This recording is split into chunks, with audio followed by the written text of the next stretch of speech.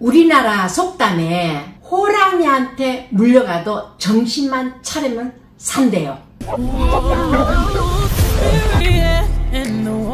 안녕하세요. 반갑습니다.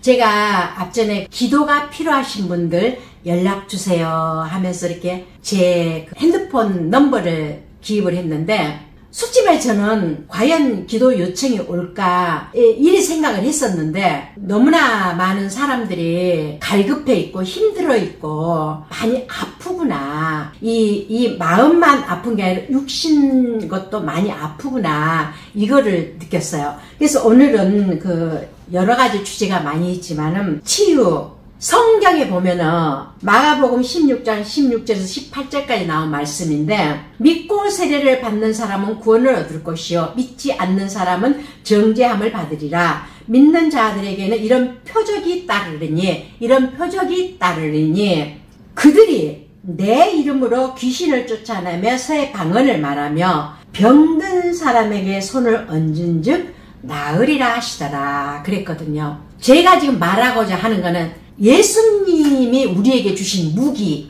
예수의 피, 예수의 피가 얼마나 큰 효력이 있고, 그 예수의 피를 어떻게 어디서 내가 활용을 하면서 많은 내가 체험을 했는 그 얘기를 할게요. 처음에 이제 교회 다닐 때 비유를 들기를 굉장히 기가 막히게 들으셨어요. 우리가 쿠킹을 할 때 뜨거운 물이나 뜨거운 불이 이렇게 손에 탁 띄었을 때, 아이고 뜨거워라, 이게 여기 튀었네, 이렇게 하는 사람이 없다는 거예요.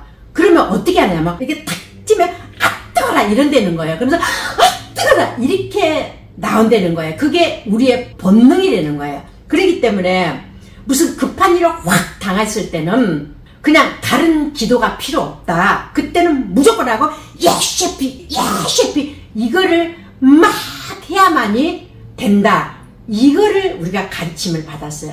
실질적으로 그렇게 해서 내 아이가 죽음의 문턱에서 건져냈던 이제 이 사건을 얘기하려고 그래요. 이제 제 딸이 6살 때 우리 교회가 무슨 일이 있었느냐면은, 지하에서 예배를 드리다가 성전을 사가지고 이전을 했었어요. 근데 그 성전이 유럽 전역에서 사람들이 오는 관광객을 다 여기서 수용을 할 거라는 나이트클럽을 이게 지었는데, 이 가운데 이 산드리아 등 하나만 해서 진짜 몇백만 원짜리를 달아놓을 정도로 완전히 레드카펫을 다 깔고, 무대 장치가 밑에서 보톤으로 올라갔다 내려갔다 할 정도로 너무너무 호화스러운 그런 곳인데, 이 관광객이 그 자연의 세계 바다를 보기 위해서 오는 것이지 이 나이트클럽을 위해서 오는 사람이 없기 때문에 그게 6개월 만에 문을 닫고 20년을 방치해둔 그런 장소를 하나님 은혜로 구입을 하게 됐는데, 수리비가 없는 거예요. 이걸 이제 나이트클럽으로 했던 곳이니까 성전으로 이거를 바꿔야 되니까 수리비가 없잖아요. 그럼 우리는 무조건 기도해요. 무조건 없다? 기도. 그러면 또 채우시고, 없다 그러면 기도. 그렇게 했던 시절. 그때는 우리 한국 선원들이 한 8,000명이 바다에 있었을 때예요. 입항을 하고 출항을 하고 입항을 하고 출항을 했던 장소가 우리가 있었던 거기 카나리아 그 섬이었고, 근데 어느 한 회사가 문제가 생겨가지고 일도 못 가고 그 선원회관이라는 곳에서 묵고 있었는데, 이제 오도가도 못하고 있으니까 지친 거예요. 이 사람들도 지쳐가지고 밥만 먹여주는 데가 있으면 일을 하겠다 이렇게 나온 거예요. 그래서 이제 그러면 우리 교회가 지금 성전을 이렇게 수리를 해야 되는데, 하루에 한 끼 점심 밥을 해줄 테니까 우리 교회 와서 수리를 좀 해주라. 왜냐하면 선원회관에서 아침 저녁은 다 제공이 되니까. 그래가지고 21명을 딱 풀어놓으니까 그 속에서 별의별 기술자가 다 나온 거예요. 그래가지고 성전 수리가 들어갔는데, 그러면은 이제 그 21명 선원 아저씨들과 또 그 외 부수적인 우리 막 교인들 일하는 사람들 다 이렇게 포함을 하면은 거의 한 50명은 될 거예요. 이 숫자가. 그런데 그 사람들을 우리가 점심밥을 해줘야 되는데, 그때 그 시절에는 교회 식당도 없죠. 이 밥할 데가 없는 거예요. 그러니까 구역장을 중심으로 12구역이 돌아가면서 밥을 해서 점심을 해서 그 일을 그 수리가 끝날 때까지 담당을 했었거든요. 나는 완전 새내기죠. 완전 나는 평신도에다 완전 새내기죠. 근데 무슨 이유였는지 우리 구역장이 이제 이 큰 일을 놔놓고 출타를 하고 없는 거예요. 그러니까 구역장이 다 비어버린 거예요. 그러니까 이제 여성교 회장이 고민을 하다 나를 찾아온 거예요. 한 구역만 빠져버리면 너무 힘든 거예요. 힘들고 너무 어그러지는 거예요. 그러니까 나를 찾아와서 이 일을 어떻게 했으면 좋겠느냐. 그래서 내가 하겠다고 그랬어요. 그걸 내가 하겠다. 이거는 나에게 오는 복이다. 내가 하겠다. 그러면서 그 숫자에 밥을 하는데 그 밥을 언제까지 딱 가지러 오냐 하면은 11시 반이면 12시였는데 그 땡 되면 가지러 와요. 그러면 준비를 딱 해놨다가 딱 실어다 주고 그 뒤로부터 내가 이제 볼일을 봐야 되는데 거기는 1시 땡 되면 문을 다 닫습니다. 모든 공간석이 문을 닫아요. 딱 오전만 근무를 하거든요. 그런데 이제 제가 이제 그 전화 요금을 내려갈 때였고 그날이 전화 요금을 내지 않으면 전화가 이제 끊기는 그런 상황에 놓이는 그런 시대였어요. 내 남편은 그때 두 눈에서 피눈물이 나게끔 예수 믿는다고 핍박을 했을 때이고 아이는 큰애는 6살이고 작은애는 2살 유모차에다가 싣고 다닐 때였고 애기 이제 유모차에다 끌고 이제 딸이랑 같이 그 전화요금을 내러 걸어가는데 우리 집에서 그 전화국까지 걸어서 가는 게 한 10분, 12분 거리였어요. 그래 막 걸어가는데 딸이 짜증을 내는 거예요. 엄마 덥다. 여기는 덥다. 그러면서 짜증이 내는 거예요. 그래서 스페인에는 백화점이 오직 하나 꼴떼 잉글레스라고 오직 백화점 하나밖에 없는데 그 꼴떼 잉글레스 뒤에 전화국이었는데 꼴떼 잉글레스 가서 엄마가 아이스크림 사줄게. 응? 아이스크림 사줄게. 가자. 그러고 이제 데리고 가는데 계속 애가 짜증을 내는 거예요. 짜증을. 여러분들 짜증을 나고 짜증을 내는 거는 마귀가 나한테 덤비는 첫 스타트라는 거 그거 절대 잊어서는 안 됩니다. 짜증을 내고 자꾸 불만 불평 이거는 절대로 성령과 거리가 먼 그 마귀가 벌써 이제 우리를 찝쩍 이렇게 건드는 시초라는 거 그거 꼭 기억하셔야 돼요. 이 아이가 계속 짜증을 내요. 거기는 대로가 양쪽으로 가운데는 이제 사람이 걸어 다닐 수 있게끔 이렇게 길을 해놓고 일반 통행 그렇게 돼 있는 길인데 딸이 하는 말이 엄마 저쪽에는 그늘이 져서 안 덥다. 그러니까 저쪽으로 건너가자 그러더라고. 그래서 그래 그럼 우리 건너가자. 그렇게 됐으면 엄마를 손을 잡고 엄마랑 같이 건널목을 통해서 건너가야 되는데 이 말이 떨어지게 바쁘게 아이가 이 차길로 그냥 티 들어가 버린 거예요. 1차선, 2차선, 3차선에서 2차선에 대형 버스가 오고 있었고 3차선에 1톤 타이탄 트럭이 왔는데 1차선에 있는 트럭이 이 대형 버스에 가려져서 이 아이가 앞으로 티 들어가는 걸 못 본 거예요. 아이는 타다닥 티 들어가니까 이 대형 버스가 그냥 끼익 쓰고 1차선에 있는 트럭은 이 아이를 못 보고 착 가면서 이게 트럭이라고 생각을 한다면 이게 딱 트럭이 각이 졌잖아요. 네모나게 이렇게 딱 트럭이. 그러면 딱 이 끝부분에 이 달리는 트럭 이 끝부분에 하고 애기 이쪽하고 그 속도로 티 들어가는 아이하고 여기서 탁 부딪히는데요. 거기서 내가 뭐라고 했어? 제 딸 이름을 부르면서 슝아 부르는데 팍 소리가 나는 거예요. 마치 뭐가 같냐면 우리가 그 팽이를 칠 때요. 이 끝으로 팽이를 이렇게 탁 치면 팽이가 팽 돌잖아요. 탁 이제 엎어지는 거예요. 그 트럭은 저기 가서 끽 하고 쓰고 애 그 유모차를 그대로 놔고 그대로 티 들어갔었잖아. 그대로 딱 티 들어가서 애를 탁 안고 그냥 막 다른 거 이게 맺혀서 다른 기도가 필요가 없어요. 그때는 뭐 아이고 하나님 아버지 살려주세요. 아이고 하나님 아버지 이 아이를 살려주세요. 그런 기도도 필요 없어요. 그건 너무 길어요. 그냥 세피 이거밖에 없어요. 그때는 눈을 딱 감고 애를 딱 끌어안고 세피 제가 얼마나 소리를 질렀으면 그 근방에 있는 아파트 사람들이 창문으로 다 내다봤다 그래요.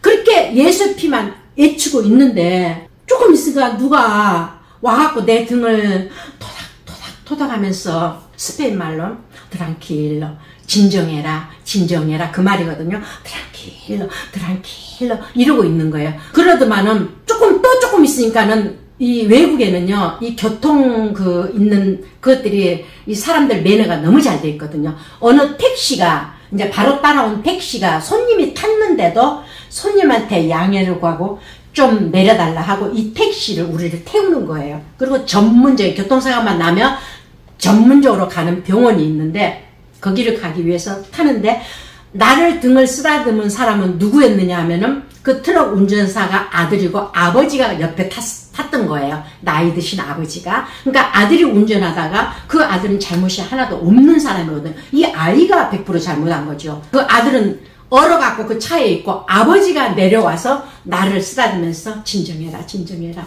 나는 아기를 안고 있는데 우리를 뒷좌석에 태우면서 택시가 출발하려고 했을 때 이때 이제 정신만 차리면 호랑이한테 물려가도 우리가 살아남을 수 있다는 거. 택시를 스톱시켜 저기 찾길에 있는 아이를 태워라 그랬어요. 그러니까 내려가죠. 그 할아버지가 저기 유모차는 놔두고 아기를 안고서 유모차도 실어라 그랬어요. 저기 전화구에 돈을 내러 가야 됐기 때문에 전화요금이 무지막지하게 많이 나와가지고 현금이 많이 들어있었어. 그리고 이제 그 차 안에서 어떤 기적이 일어났느냐. 그 택시 안에서 타가지고도 아기를 안고 예셰피로 예셰 그러고 나서 눈을 딱 떠서 아기를 딱 쳐다보면 아기는 어떤 모습으로 돼 있느냐. 입이 완전히 딱 이쪽으로 다 돌아간 거야. 입이. 그리고 눈이 검은 눈동자가 하나도 없고 딱 희뜩 뒤집어져 갖고 흰 눈동자만 보이고 이를 앙 물었어요. 애가 이를 앙 물고 입은 다 돌아갔는데 이를 앙 물고 이 소리만 내요. 애기는. 그래서 그때 이제 하나님, 죽은 자도 살리신다고 하신 하나님, 이 아이를 아버지께서 온전히 살려주시 않으면 나는 하나님을 믿을 필요가 없다 그랬어요. 내가 어떻게 하나님을 믿겠냐 그랬어요. 그때는 내가 예수 믿은 지 2년밖에 안 됐을 때니까 저는 문맥 그대로 어린아이처럼 문맥 그대로 다 순수하게 믿었어요. 죽은 자도 살리신 하나님 했을 때 나는 하나님은 죽은 자도 살리시는구나 맞거든요. 성경에 나와 있거든요. 그래서 나는 또 그 어린 마음에 그대로 믿었어요. 그래, 하나님 이 아이를 온전히 살려주시지 않으면 나는 하나님 아버지를 믿을 필요가 없다 그랬어요. 그러니까 이 아이를 살려주세요. 온전히 살려주세요. 온전히 살려주세요. 그러고 막 부르짖는데요. 저쪽에서 빛과 함께 뭐가 오냐면 이 손목이 오더라고요. 손목이 빛과 함께 이 환상이 보이는 거예요. 환상이 눈을 꽉 환상이 오는데 그게 급속도로 오더라고요. 급속도로 오더만은 그 급속도로 할 때 보니까 우리 아이 누가 이 목을 이렇게 꽉 잡고 있는 거예요. 어떤 손이 이러고. 그러니까는 애가 숨을 못 쉬니까 이 소리가 났던 거예요. 근데 그 환상으로 그 손이 탁 오더만은 그 손이 이 손을 탁 치니까 이게 탁 떨어져 나가는 동시에 애가 응아 하고 우는 거예요. 애가. 그래서 딱 눈을 떠봤더니 애가 입이 딱 돌아오면서 눈동자가 하얀 게 딱 돌아오면서 이거는 순간적인 거예요. 빛이 샥 오는 것처럼 순간적인 건데 그때 애가 엄마 하고 우는데요. 병원에 도착을 했습니다. 병원을 도착을 해서 우리 위아래층에 살았던 권사님이 계시는데 장로님, 권사님 거기다 맨 먼저 제일 친하게 지내니까 제일 먼저 전화를 드렸어요. 교통사고가 나서 지금 이런 상황에서 여기 왔다. 제 1차 순으로 달려왔어요. 첫마디가 이 권사님이 첫마디가 하는 말 걱정 마라. 하나님이 다 치료하실 것이다. 우리는 기도만 해야 된다. 우리 금식 기도하자. 내가 같이 금식해 줄게. 이 애 다친 거는 이제 한숨을 놓았고 내가 하는 말이 이제 애를 제대로 못 봐가지고 이 지경을 만들어 놨다고 얼마나 내가 이제 당할 걸 생각할까. 내가 이제 막 등골이 오싹할 정도로 내가 막 희야시가 되는 거예요. 기도하자. 기도하면 된다. 그러면서 우리가 막 이제 막 기도를 하는데 남편이 그날 따라서 그 부속이 부족해서 그 부속을 사러 가가지고 남편하고 연락이 안 된다네요. 이게 핸드폰이 없던 시절이니까 연락이 안 돼서 남편이 하루 종일 있다가 오후 5시쯤 돼서 연락이 돼가지고 남편이 이제 병원으로 온 거예요. 그러니까 남편이 병원에 와서 첫 마디가 뭐냐면 교통사고 나가지고 뭐 큰일이 난 줄 알았더니 괜찮네? 멀쩡하네? 딱 이러는 거예요. 그게 이제 그 시간 동안 하나님이 이 사람을 피하게 해갖고 그 시간 동안에 모든 이제 진로 뭐 하는 거 이게 다 돌고 애가 정상적인 모습으로 침대에 눕혀놨을 때 이제 왔거든요, 남편. 그러니까는 말짱하잖아요, 애가. 그렇게 큰 교통사고를 당했는데 여기 갈비뼈 2개 금가고 여기 갈비뼈 하나 금가고 애가 굉장히 이뻐요. 잘생겼어요.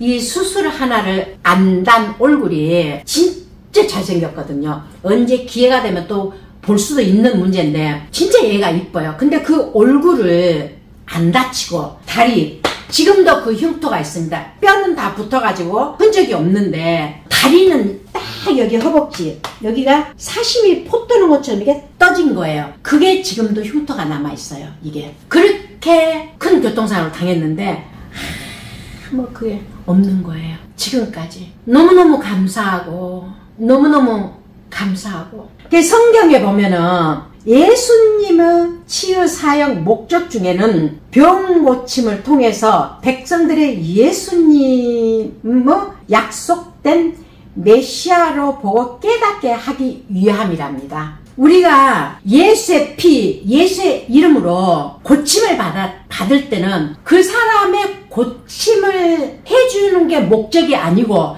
그 고침을 통해서 하나님 아버지 예수님을 보게 하는 게 목적이랍니다. 그리고 이런 치료함을 우리가 받으려면은 전적으로 하나님을 신뢰하고 믿어야 된답니다. 두 마음을 품고 왔다 갔다 하면은 힘들어요. 기적이 일어나기 힘들고 치료함 받기도 힘들어요. 우리는 오직 늦게 믿었든 일찍 믿었든 그거는 상관없고 내가 하나님을 믿겠다 이렇게 딱 마음을 먹었을 때 그때부터는 두 마음을 품으면 안 돼요. 두 마음을. 저는 처음에 예수님을 믿겠습니다 했을 때부터 지금까지 단 한 번도 하나님을 의심해 본 적이 없어요. 그래서 아마 기적을 많이 체험했을 수도 있어요. 여러분들 부정적인 생각보다는 긍정적인 생각으로 영육을 치료함을 받는 삶을 살기를 간절히 소망합니다. 감사합니다.